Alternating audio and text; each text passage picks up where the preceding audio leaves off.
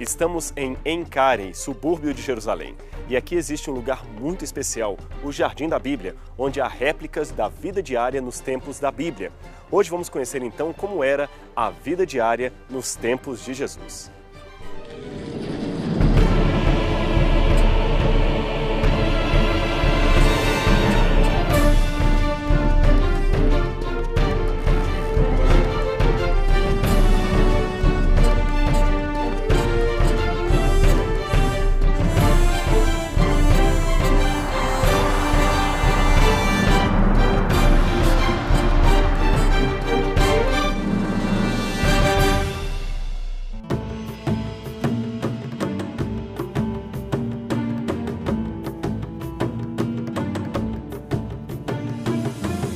Jesus, quando vinha a Jerusalém, tinha um lugar privilegiado que ele buscava para oração.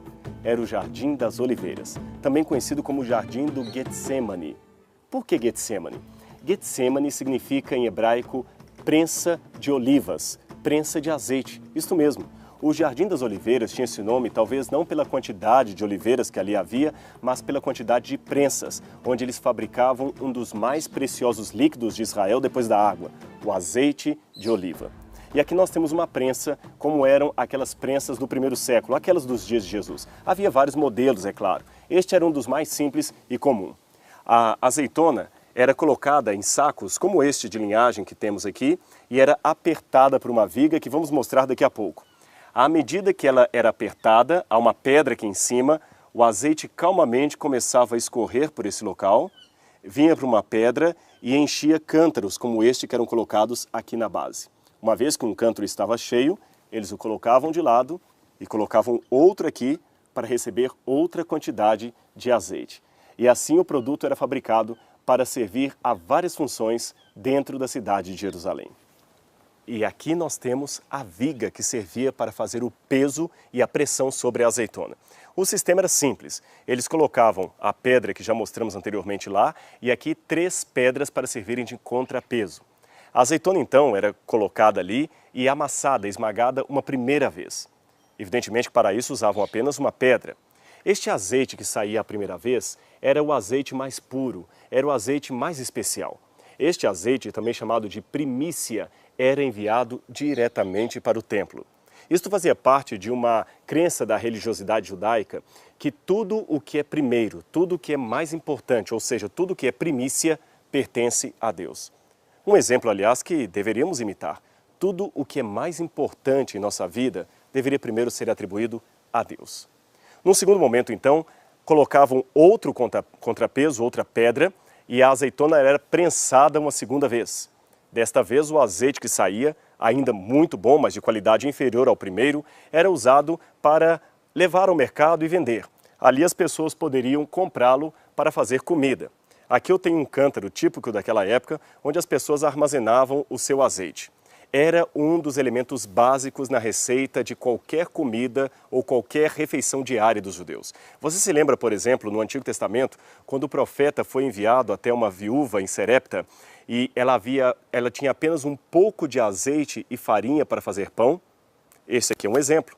Jesus também muitas vezes comeu comidas à base de azeite. Mas o azeite não servia apenas para a alimentação diária, não. Ele também servia para alimentar as lâmpadas. As pessoas usavam lâmpadas como estas para iluminar as suas casas. O azeite era simples também o procedimento. O azeite era colocado aqui, nesta parte maior, neste buraco maior da lâmpada. Uma vez que ela estava cheia de azeite, um pavio era colocado aqui na outra abertura. Acendia-se a chama e estava tudo pronto. A chama e o pavio eram alimentados pelo azeite. Que interessante. Um elemento que servia para a alimentação, para a nutrição e também para a iluminação dos homens. Não é à toa que o Espírito Santo foi muitas vezes comparado na Bíblia ao azeite, o azeite puro de Deus. A unção era feita com azeite. Isso é muito importante. Mas ainda havia uma terceira fase de prensa da azeitona. E para isso colocavam uma terceira pedra.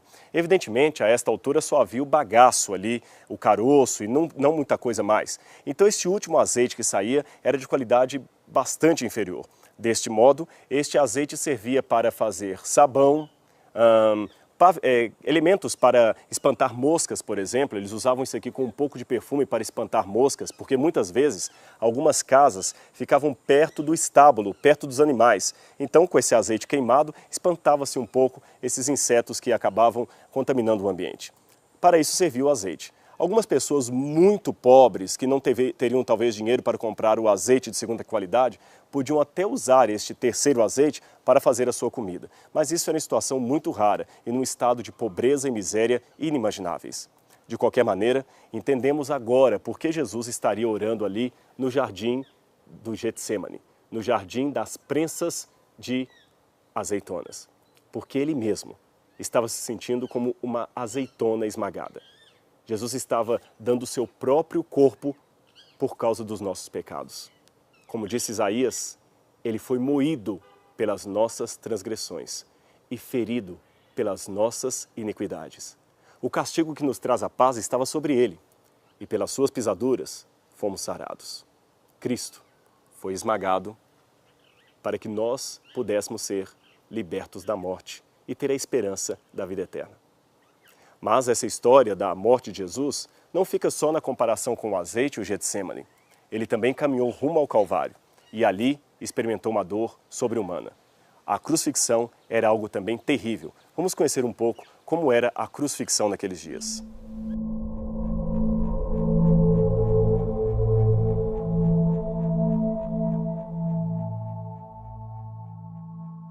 Havia várias formas de crucifixão no tempo do Novo Testamento. Algumas faziam com que o condenado ficasse até 3, 4 dias ali agonizando sem morrer. Outras talvez abreviavam o sofrimento do condenado, fazendo-o morrer mais rápido. Bem, vários levantamentos foram feitos para tentar descobrir qual foi a forma usada com Jesus. A primeira dificuldade é que não se tem encontrado muitos ossos de crucificados, e por uma razão muito simples. A morte de cruz era uma morte detestável. As pessoas que ali morriam eram consideradas malditas para a sociedade, para a religião, para as pessoas em geral.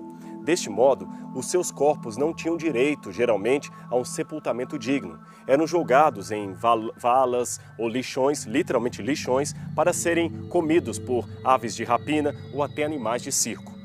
Poucos casos na história tiveram uma exceção à regra. Um deles foi o de Jesus, que, por pedido de José de Arimateia e outros homens influentes que eram simpáticos ao movimento de Jesus Cristo, ele não teve o seu corpo jogado no lixão. Acabou sendo entregue para ser sepultado. É lógico que, além desta razão aparentemente humana, havia também a providência divina, que não permitiria que Jesus contemplasse a corrupção, ou que seu corpo visse a corrupção. Um segundo exemplar que nós temos de corpo que fugiu à regra foi de Yohanan ben Haggakol. Isto mesmo, Yohanan ben Haggakol. Este foi um jovem judeu crucificado em algum tempo durante o primeiro século e que teve os seus ossos descobertos aqui em Jerusalém pouco tempo depois da Guerra de 6 Dias. Os tratores estavam passando num terreno chamado Givat HaMivtar quando encontraram vários ossuários. Ossuários eram caixões de pedra, mais ou menos deste tamanho, que continham ossos de alguma pessoa que havia morrido. E perceberam que num dos ossos, especialmente ali da parte do calcanhar, havia na cartilagem um cravo romano atravessando a cartilagem.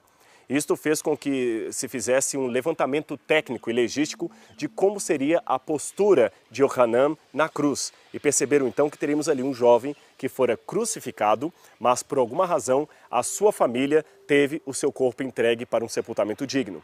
Por que sabemos que ele se chamava Yohanan? Porque na tampa do seu ossuário estava escrito o seu nome com letras aramaicas muito bem produzidas. Mas vamos voltar a falar da cruz.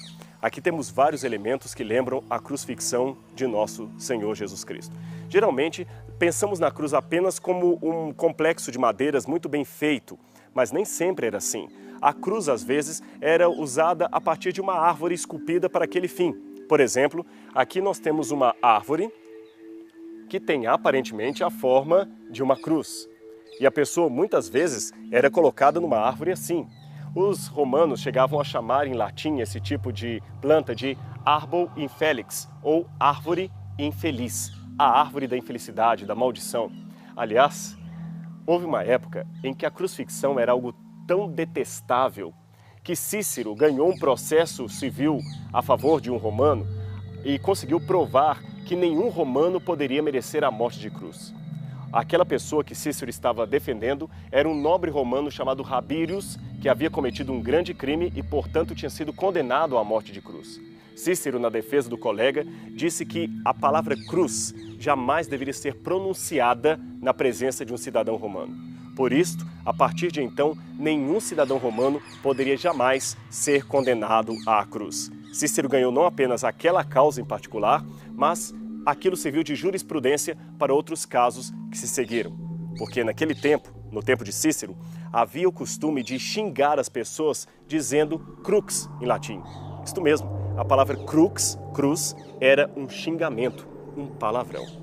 Bem, à medida que a pessoa era trazida para o lugar da crucifixão, os pregos eram colocados nas suas mãos e nos seus pés. Com relação às mãos, há duas versões.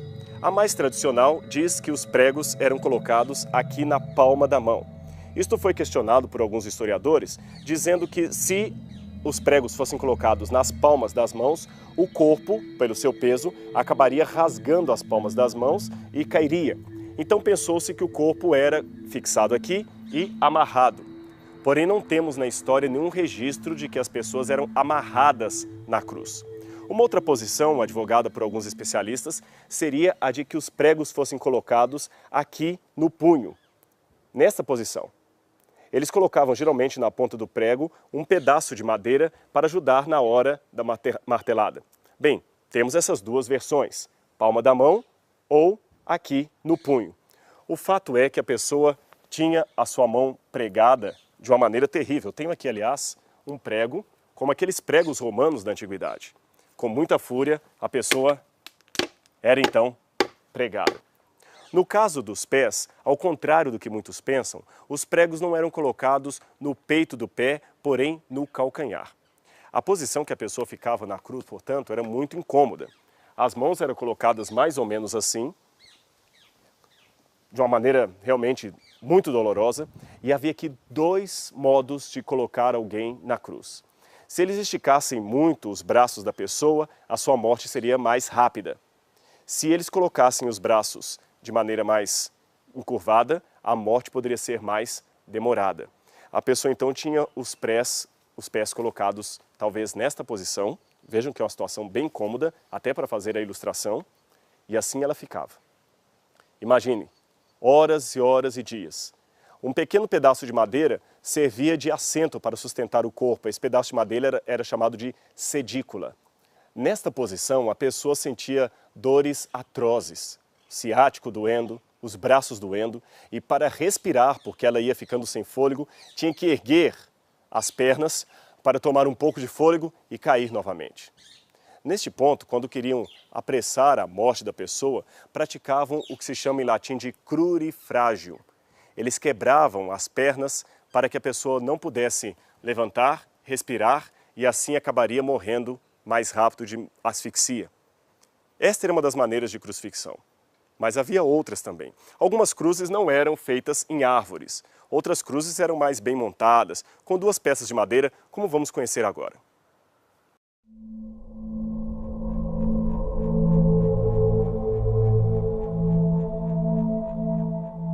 A crucifixão já era usada desde o período dos fenícios, mas os romanos se tornaram proverbiais nessa arte de condenar as pessoas à mais cruel forma de martírio, de morte que havia na ocasião.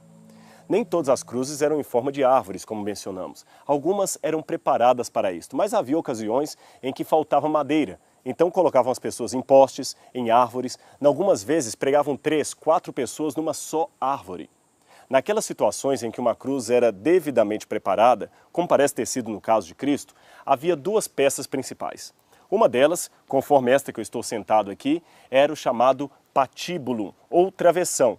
Era aquela parte geralmente levada pelo condenado até o local da execução.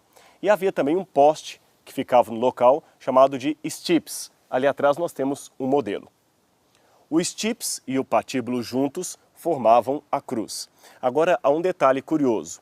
Dependendo do tamanho e das medidas do indivíduo, o stips poderia pesar algo em torno de 60 a 70 quilos. E o patíbulo podia pesar algo em torno de 20 a 30 quilos, ou seja, uma cruz podia ter em média algo em torno de 90 a 100 quilos. Torna-se difícil do ponto de vista arqueológico ou histórico imaginar que Jesus teria levado toda a cruz até o Calvário. É mais provável supor que ele tenha levado apenas o patíbulo, somente o travessão. Jesus então passara pelas ruas de Jerusalém carregando este peso nas costas, sendo insultado pelas pessoas que ali estavam, até o local da condenação. Ali havia duas maneiras de montarem a cruz. A primeira delas, o estips ou o poste já estava fixo no local e a pessoa era literalmente içada. A segunda forma, a pessoa tinha toda a sua cruz montada no chão, era também pregada no chão e a cruz era erguida de uma só vez. O livro Desejado de Todas as Nações dá a entender que foi esta a segunda forma usada por Cristo, porque quando a cruz caiu, provocou uma terrível e angustiosa dor no Salvador. Bem, seja como for, mais doloroso do que os cravos, mais doloroso do que os açoites, foi o que Jesus passou espiritualmente. É claro que a dor física não pode deixar de ser comentada, porque, afinal de contas, não foi apenas na cruz que ele começou a sofrer, não, de maneira nenhuma. Se você ler bem os evangelhos, lembre-se que o sofrimento de Cristo começou já no Jardim das Oliveiras, que fizemos referência no início desse programa. Ali Jesus já teve a sua alma afligida, ali ele começou a sofrer, a suar sangue. Ele implorou ao Pai diversas vezes: Pai, se possível, afasta de mim esse cálice.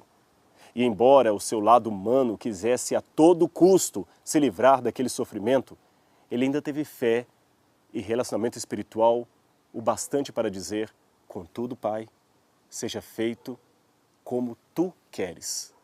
Que a tua vontade seja feita e não a minha. Que lição de fé, não é mesmo? Será que nós estamos hoje preparados para dizer: Pai, seja feita a tua vontade, mesmo que ela não seja a minha vontade? Devemos acreditar que a vontade de Deus é superior e melhor do que a nossa. E seja lá o que for que Deus deseja, por mais terrível que pareça, ainda será o melhor.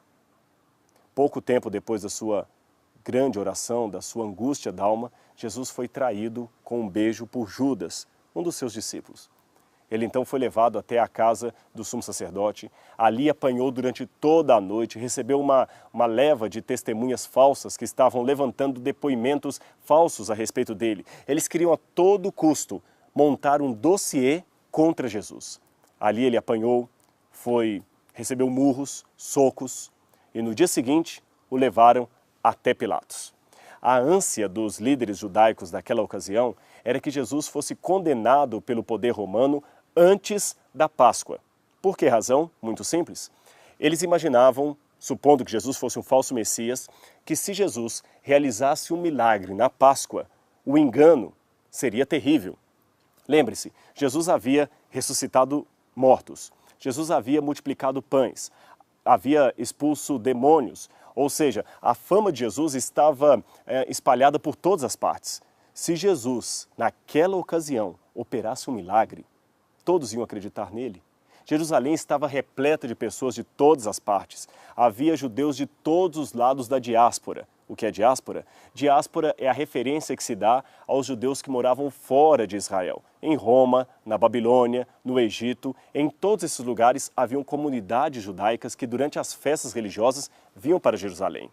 Se Cristo operasse uma cura ali, seria o bastante para que todos o seguissem. E os líderes não queriam isto. Por outro lado, não tinham poder político para mandar matar Jesus. Somente Roma podia sentenciar alguém à morte naquela ocasião. Então, por isso, levaram Jesus até Pilatos. Pilatos, então, diante da multidão que clamava pela crucifixão de Cristo, se viu entre duas situações extremosas. Se, por um lado, ele condenasse Jesus à cruz, aqueles que eram seus discípulos podiam fazer uma guerra civil. Por outro lado, se ele libertasse Jesus, aqueles líderes que diziam que ele era inimigo de César, se assim o fizesse, poderiam fazer uma campanha contra ele. Então ele resolveu condenar Jesus à última sentença antes da morte. 1/40 de açoites, menos 1. E aqui nós temos um típico açoite como aquele usado pelos romanos. É lógico que esse aqui está faltando algumas partes. Os romanos tinham na ponta desse chicote pedaços de chumbo, de osso, alguns anzóis, de modo que quando a pessoa recebia o açoite nas costas, a parte de couro deixava lapiada a pele e as pequenas bolas de chumbo dilaceravam o músculo. Os ganchos e também os pedaços de ossos que haviam na ponta ajudavam a arrancar pedaços da carne. Então o sofrimento era terrível. Pilatos condenou Jesus a isto. Nesse momento em que os soldados batiam em Jesus, começaram a praticar também com ele uma brincadeira muito dantesca. Uma brincadeira que é conhecida desde o tempo dos egípcios. Essa brincadeira, praticada por adolescentes malvados, consistia em vendar os olhos de um jovem mais fraco e começar a bater nele. Cada vez que ele recebia uma pancada, um soco, ele tinha que tentar adivinhar quem lhe bateu. Se ele não adivinhasse, a pancadaria continuava. Por isso que eles bateram em Jesus e diziam: profetiza quem te bateu. E como se não bastasse, colocaram em sua cabeça uma coroa de espinhos. Porém não foi a coroa de espinhos, não foram os cravos, não foi o açoite, não foi a cruz o que mais doeu. Lembre-se, Jesus estava ali como o Cordeiro de Deus. E eu tenho aqui uma pele de cordeiro. O Cordeiro de Deus que tira o pecado do mundo. E você sabe qual foi a diferença da cruz? Porque, afinal de contas, milhares de pessoas foram crucificadas pelos romanos. Jesus não foi apenas mais um? A diferença da morte de Jesus não está naquilo que nós vimos, mas talvez naquilo que nós não vimos. Ele enfrentou ali a morte por todos os homens. Ele enfrentou o inferno no seu sentido máximo. Ele enfrentou a ausência de Deus. Ele morreu pelos pecados da humanidade. E naquele momento, ele poderia ter desistido, mas ele pensou em você. Cristo pensou em você, em mim, em nós. Por isso não desistiu. Morreu de braços abertos para pessoas que muitas vezes estão com os braços cruzados, que estão fechadas para a oportunidade, para a graça, para a salvação. Aceite hoje o sacrifício de Cristo. Mais importante do que a cruz ou os pregos foi o que aquilo significou. Ele morreu em seu lugar.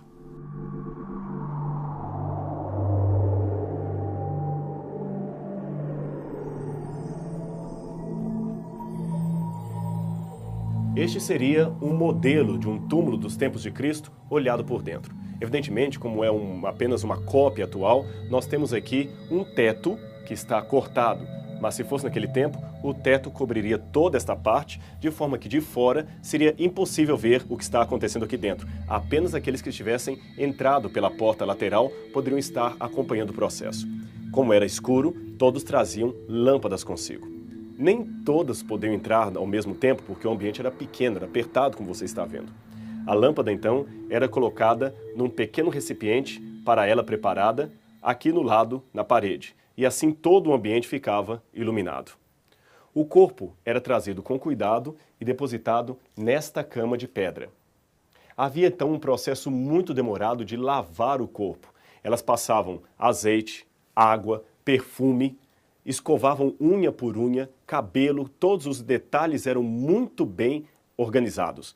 Por isso, a Bíblia fala que Maria Madalena, certa vez, ao ungir Jesus com perfume e ser repreendida pelos discípulos porque estava derramando perfumes no pé de Jesus, foi então aclamada pelo Mestre como sendo aquela que guardaria o azeite perfumado para o dia do seu sepultamento. Por isso, a Bíblia também fala que as mulheres levavam consigo perfumes e aromas sagrados. O corpo era colocado neste lugar, como dissemos, e começava, depois da limpeza, o processo de bandagem. Colocavam geralmente os pés nesta posição e começava-se o processo de passar a faixa em todas as partes do corpo, cuidadosamente. Duas qualidades ou dois conjuntos de faixa geralmente cobriam o corpo. Uma que iria do pescoço para baixo e outra que pegaria apenas do pescoço para cima. Então há duas qualidades, duas quantidades de faixa. Bem, Jesus então deveria ter sido colocado dessa maneira. Normalmente um processo desse demoraria 7, 8 horas para ser concluído e não era geralmente feito à noite. Por isso as mulheres, como Jesus morreu perto do pôr do sol, deixaram o corpo de Jesus enfaixado, saíram, fecharam a porta da entrada, evidentemente, para no dia seguinte, no caso o domingo, porque no sábado eles interromperam o processo para o descanso sabático, continuar o processo do sepultamento de Jesus. O curioso é que quando os discípulos chegaram, os panos estavam como que afofados. Pedro percebeu isso de maneira muito clara. O pano da cabeça, as faixas da cabeça estavam na mesma posição e as faixas do corpo também, de modo que passava-se a impressão que o corpo teria passado por entre as faixas. Não poderia ter a explicação racional de que alguém roubara o corpo ou que tirara as faixas para então extrair o corpo daqui. Todos perceberam que a posição em que as faixas estavam indicava claramente que algo sobrenatural havia acontecido. Se Cristo não houvesse ressuscitado, o que aconteceria com ele? Bem, o procedimento normal com todos os que eram sepultados era o seguinte: o corpo, como dissemos, era perfumado, limpado, colocado aqui e enfaixado. Depois o corpo era colocado numa dessas câmaras que você pode ver aqui. Este túmulo exemplar tem 3 câmaras, com espaço bastante para 3 pessoas.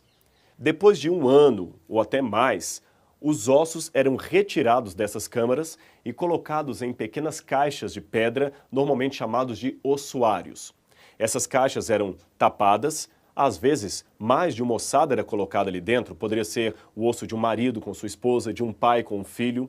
Em alguns casos, não muito comuns, o nome da pessoa que havia morrido era escrito na tampa ou nas laterais do ossuário. Com isto, economizava-se espaço. Este caixão, mais ou menos desse tamanho de pedra, era colocado naqueles vãos internos que você vê lá dentro.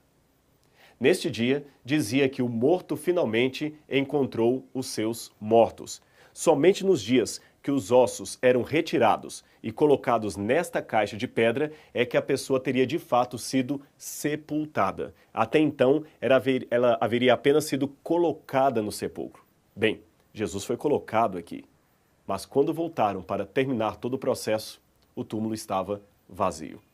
Como eu disse, a forma como as faixas foram vistas indicaram que havia ocorrido um fenômeno sobrenatural, um milagre. Não havia a possibilidade de alguém ter roubado o corpo ou tirado as ataduras e levado Jesus como alguém que estivesse vivo. Não, as faixas estavam do modo como foram enroladas no corpo de Jesus. Mas ele não estava mais ali porque ressuscitou. Os discípulos já assustaram quando, ao chegarem de manhã, antecedidos, é claro, pelas mulheres, perceberam que a porta estava aberta. Aquela pedra que cobriria a entrada do sepulcro estava removida. Lembre-se, na noite anterior, soldados estavam ali protegendo a entrada porque não queriam deixar de maneira nenhuma que se propagasse o boato que Jesus havia ressuscitado. Mas agora a pedra estava removida. E ao olharem desde fora até aqui dentro, perceberam que no lugar do corpo estavam as faixas e um anjo sentado, que lhes declarou: "Por que buscais dentre os mortos aquele que vive? Ele não está aqui, porque já ressuscitou." Afinal de contas, Cristo é o doador da vida eterna, doada a cada um de nós.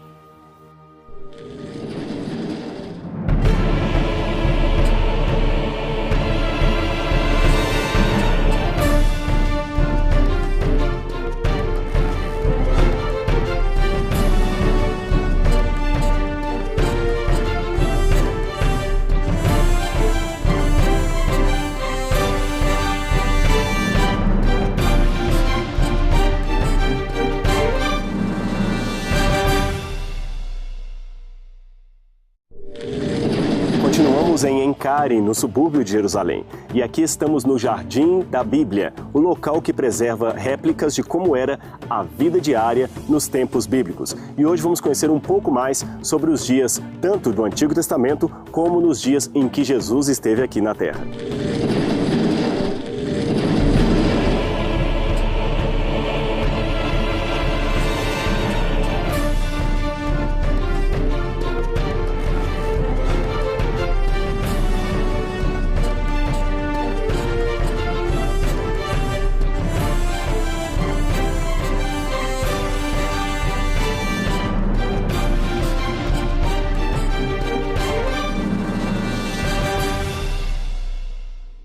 Nós estamos numa tenda, típica daquelas que eram usadas no tempo de Abraão, Como você sabe, Abraão habitava em tendas, era um nômade.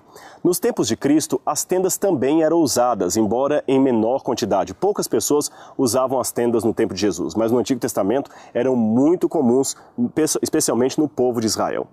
As tendas geralmente serviam de lugar para refeições, para receber visitas, e por isso eu estou aqui com meu amigo João Batista, que é professor de historiografia bíblica e já vive há muitos anos aqui em Israel. Ele é um guia de muitas pessoas que aqui vêm visitar, conhecer o local e ensinar as maravilhas da palavra de Deus. Bem, nós estamos aqui, ele está com trajes típicos da época, para mostrarmos como era a visita de alguém a uma outra pessoa nos tempos bíblicos. Como você pode perceber, eu estou descalço.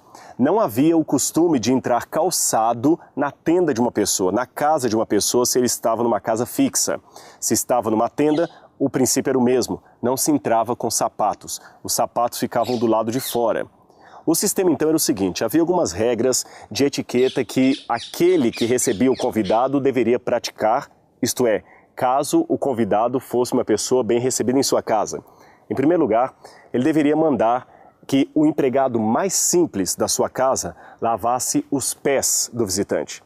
As ruas não tinham asfaltos como os nossos dias, então a pessoa sujava bastante os pés. Então o empregado mais simples vinha, lavava os pés do visitante. Ele também saudava o visitante com ósculo santo, isto é, um beijo em cada face. Também costumava, em algumas situações, ungir a cabeça do visitante com um pouco de azeite de oliva e pronunciar-lhe uma bênção. Depois, finalmente, convidava o visitante para comerem juntos. Bem, o visitante então vinha para uma das partes da tenda, a tenda geralmente tinha duas partes. Na parte especial para as refeições, ele ficava reclinado nessa posição que estamos aqui. Para nós ocidentais, não é uma posição muito confortável para se comer, mas era assim que eles comiam, numa posição reclinada.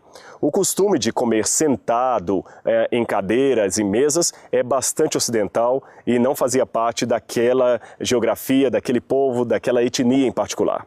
Aliás, o costume de fast food não seria de maneira alguma bem-vindo naquela ocasião.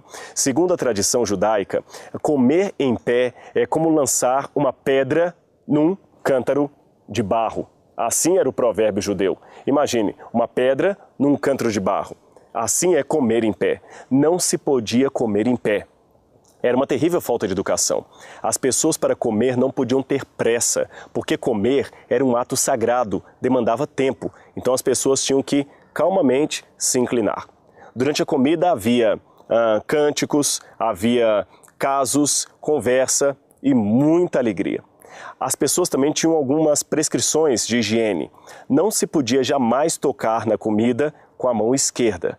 A mão esquerda era para a higiene pessoal. A pessoa tinha que tocar na comida apenas com a mão direita. E com a direita ele comia. Muitas vezes o anfitrião e os convidados comiam no mesmo prato, algo também estranho para a nossa cultura. Se o anfitrião estivesse, por exemplo, molhando um pedaço de pão num prato, aquele que estava visitando não poderia colocar o seu pão ao mesmo tempo. Isso seria uma terrível falta de educação. Isso nos faz lembrar alguns episódios do Novo Testamento. Em primeiro lugar, a Bíblia fala que João era aquele que reclinava a cabeça no seio de Jesus na hora das refeições. Com este comportamento aqui, podemos imaginar todos comendo, se divertindo e João se recostando no peito do mestre. Um comportamento que, aliás, é comum de ser visto até hoje. Não é muito raro vermos nas ruas de Jerusalém, especialmente no setor palestino ou no setor dos árabes, dois jovens andando de braços dados ou, quem sabe, abraçados em público, sem nenhum significado imoral. Pelo contrário, é a cultura deles. Além disso, percebemos também que Jesus revelou na noite da traição que aquele que haveria de traí-lo seria identificado pelo gesto de colocar consigo a mão no prato. Alguns evangelistas mudam um pouquinho e dizem aquele que come do meu prato. Outros dizem aquele que coloca comigo a mão no prato. Temos então duas possibilidades. A primeira, quando Jesus ofereceu o prato para Judas comer junto com ele, todos entenderam que Judas haveria de ser o traidor. Outra possibilidade, Judas acabou acidentalmente ou traído pela sua própria consciência praticando um ato de falta de educação. Enquanto o mestre ainda estava falando e molhando um pedaço de pão num prato com vinho, Judas automaticamente colocou o seu pedaço de pão ali e todos perceberam, pelo seu gesto não muito comum, que ele haveria de ser o traidor. Também naqueles tempos, a comida era muito rara. Estamos numa região em que 78% da terra não é arável, não são terras próprias para plantio. Então imagine que a comida e a água aqui são muito raros. O que se fazer então? Comer pouco. Neste ambiente, nesta cultura, nesta situação, quando alguém divide o pão com seu semelhante, está tendo em alta conta. Está dizendo, eu me importo com você, eu divido o pouco que eu tenho com você. Agora imagina quando Jesus disse, se alguém ouvir a minha voz e abrir a porta, eu entrarei em sua casa, cearei com ele e ele comigo. Isso tem um significado muito importante e muito especial.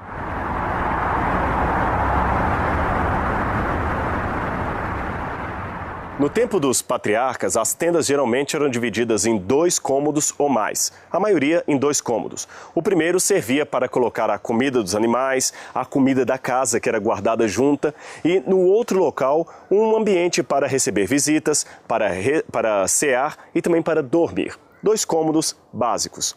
Algumas vezes as tendas eram construídas perto de um poço. E ter um poço como este era ter realmente uma grande riqueza. Algumas pessoas mandavam furar um local e descobriam água e compravam aquele local para ser o seu poço. No Antigo Testamento, houve alguns poços que foram comprados por pessoas importantes mencionadas na Bíblia. Quando você tinha um poço, lembre-se, estamos falando de um ambiente desértico, você tinha amigos, porque todos da vizinhança viriam até a sua casa, ou no tempo dos patriarcas, até a sua tenda para lhe pedir água. Então, fornecer água para amigos, para vizinhos, era realmente ser alguém de grande prestígio. As mulheres também vinham até o poço para aproveitar e não apenas tirar água para fazer a refeição diária, para preparar a comida, mas também para lavar suas roupas. Geralmente, os poços tinham em frente uma espécie de tanque de pedra onde a água era colocada. Como você vê, nós temos água aqui. As mulheres usavam este tanque, algumas vezes era um tanque maior, para lavar as roupas. Elas colocavam a roupa aqui, pisavam por cima da roupa, esfregavam e aproveitavam também para conversar enquanto a roupa era esticada e secava sobre as pedras. Num outro momento do dia, numa outra parte, eram os animais que bebiam a água deste mesmo local. É claro que pelas regras de higiene dos nossos tempos, este seria um comportamento não muito aceito. A mesma água para lavar roupa, para preparar a comida e para animais beberem? Bem, porém era assim naqueles tempos. É lógico que o sol ficava mais forte em algumas partes do dia e por isso as mulheres evitavam aqueles momentos de sol muito forte para vir lavar a roupa, a menos que se tratasse de uma mulher bastante rejeitada na sociedade, na comunidade em que ela vivia. E este foi o caso da mulher samaritana que Jesus encontrou no poço de Jacó. Isso está relatado no Evangelho de João.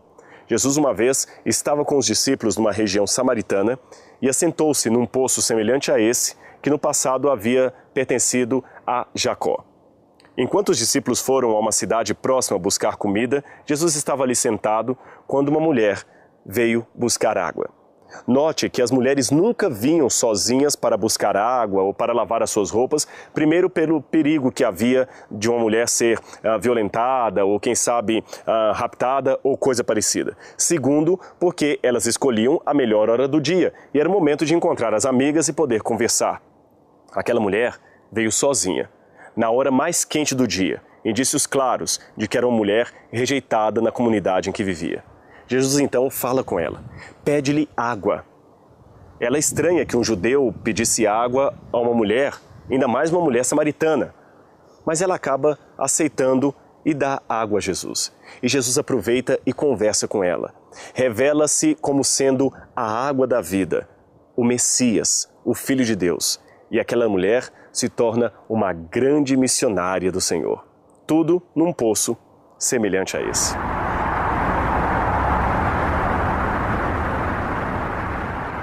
Esta é a famosa manjedoura, tantas vezes mencionada na tradição cristã. Aliás, você sabe o que significa a palavra manjedoura? Manjedoura vem da palavra manjar, comida. Era, portanto, o local onde a comida, o manjar, vamos dizer assim, dos animais era colocado.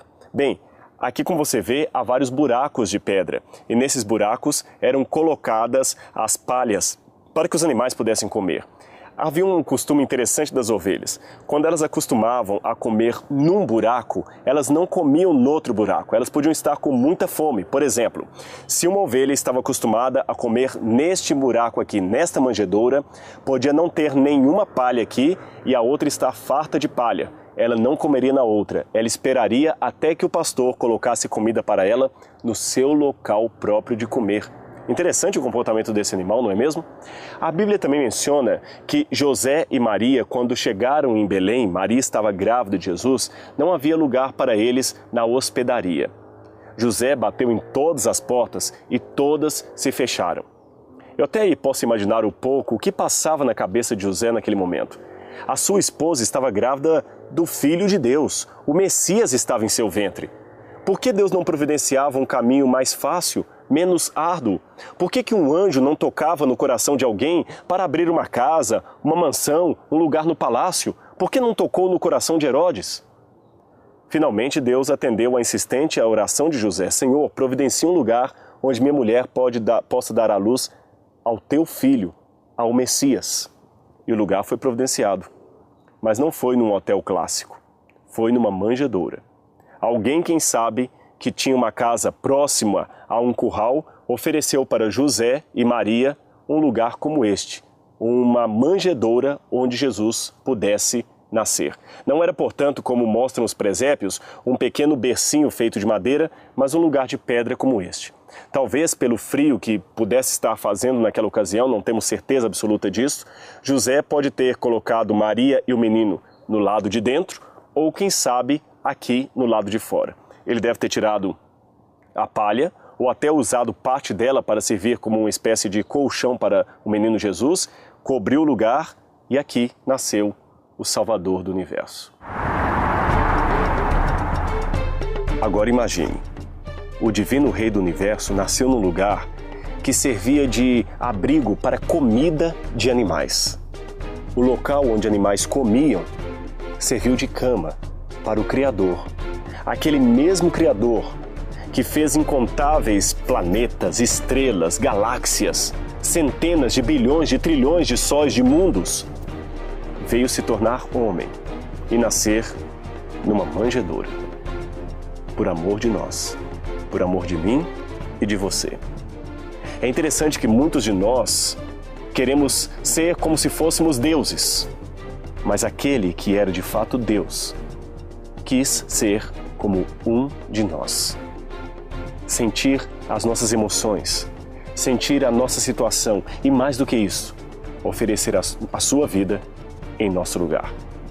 Por isso Jesus tinha tanto fascínio pela história das ovelhas, pela vida das ovelhas. Por isso Jesus talvez tenha usado tanto o exemplo do curral, do pastor, das ovelhas, para dar o seu ensinamento aos seus discípulos. E agora que nós vemos esses detalhes, parece que as letras da Bíblia ganham um novo sentido, ganham mais vida. Podemos entender melhor algumas ilustrações, alguns elementos usados pelo Mestre, principalmente quando ele disse: "Eu sou o bom pastor".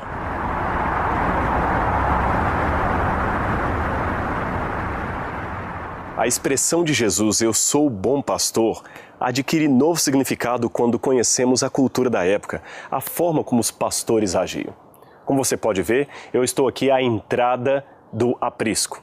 Alguns falam porta, mas como você pode ver, não havia de fato uma porta, apenas uma entrada. A única porta, é claro, seria aquela que pertenceria ao quarto ali ao fundo, mas o aprisco tinha apenas uma entrada e nenhuma porta. Não havia outro meio de ter acesso aqui dentro a não ser por esse vão aonde eu estou.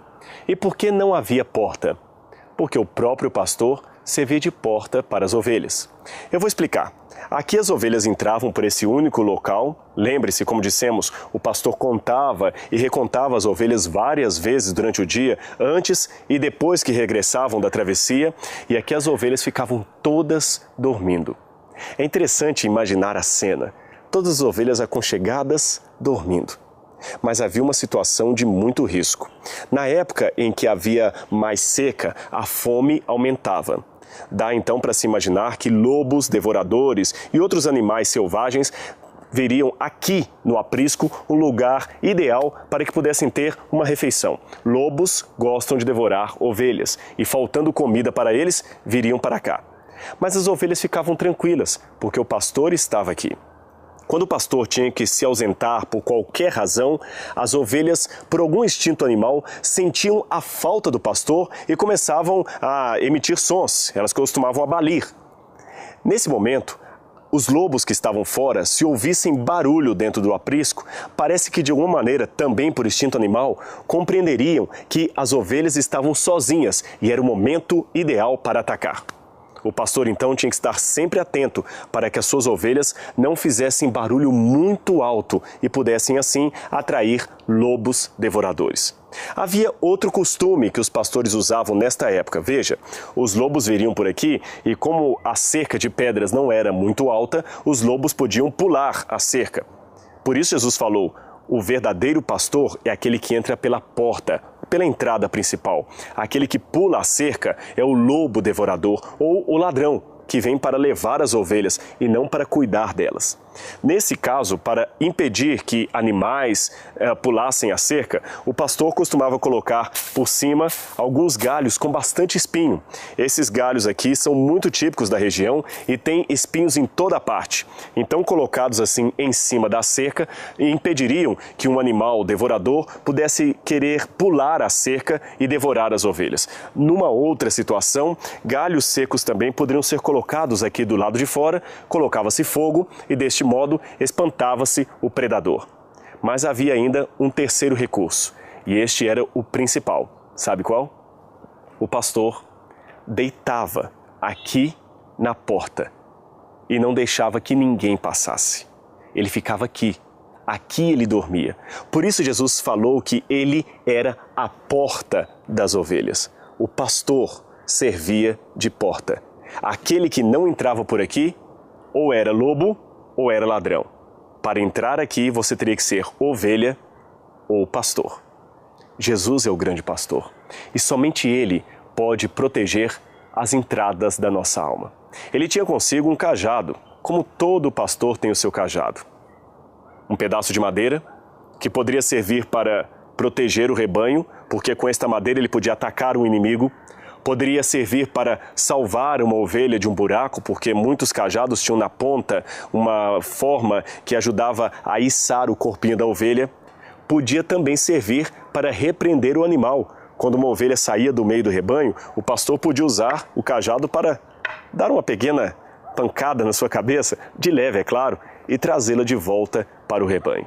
Uma pancada que doía um pouco, mas servia para a sua proteção. O cajado era para proteger, para cuidar, salvar e para repreender. O mesmo instrumento de Deus, às vezes, nos faz sentir dor, mas também nos salva. Nos salva dos nossos pecados, nos salva das nossas tendências, nos salva de nós mesmos. Às vezes fazemos orações a Deus pedindo que nos proteja dos lobos devoradores, quando o maior inimigo somos nós mesmos, ou o lobo que habita em cada um de nós. Portanto, temos que pedir ao grande pastor do universo que cuide de nós, nos defendendo não apenas do perigo externo, mas também daquele perigo interno que está em cada um de nós. Devemos pedir que Ele seja a porta do nosso aprisco e que somente alguém ou algo autorizado por Ele possa passar por ali. Lembre-se, dentro do aprisco havia comida. Dentro do aprisco havia proteção. Fora, deserto, solidão, perigo, lobos devoradores. Mas se nós temos o nosso pastor, não há o que temer. Jesus é o bom pastor. E no Antigo Testamento, fazendo uma leitura evidentemente cristocêntrica dos Salmos, temos o maravilhoso Salmo de Davi, onde ele de uma maneira muito perfeita disse: "O Senhor é meu pastor, e nada me faltará." É interessante que no hebraico esta expressão "nada me faltará" seria melhor traduzida por "de nada terei falta". O que o salmista está dizendo não é que se o Senhor for nosso pastor, teremos tudo, todo tipo de carro, todo tipo de casa, não é isto. Se o Senhor for o nosso pastor, ainda que tenhamos apenas uma bicicleta, não teremos falta de nada. Aquilo que tivermos será o suficiente. Não é bom ler a Bíblia conhecendo assim a cultura do Oriente Médio? Porém, melhor do que isto é sentir na pele, de uma maneira espiritual, a sensação de ser uma ovelha do grande pastor. E ter a certeza de que Ele está conosco e que nada nos faltará. Podemos estar seguros no abrigo do Senhor.